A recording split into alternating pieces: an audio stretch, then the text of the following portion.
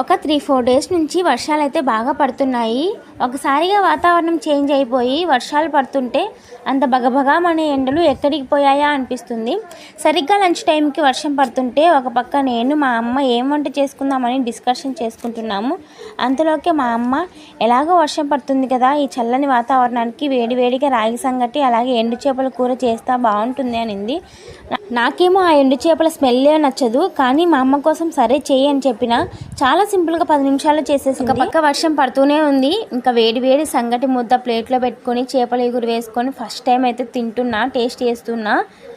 బాబా ఎంత బాగుందో, భలే ఉంది అసలుకి. ఎప్పుడు తినని నాకు ఎంత బాగా నచ్చిందంటే మీరు కూడా మా అమ్మ చేసిన ఎండు చేపల ఎగురు ఒకసారి ట్రై చేయండి. టేస్ట్ ఎలా వచ్చిందో కామెంట్ చేయండి, తప్పకుండా మీకు అందరికీ నచ్చుతుంది. అలాగే ఈ వీడియోకి లైక్ చేయండి, షేర్ చేయండి, మన ఛానల్ని సబ్స్క్రైబ్ చేసుకోండి. ఓకే అండి, బాయ్.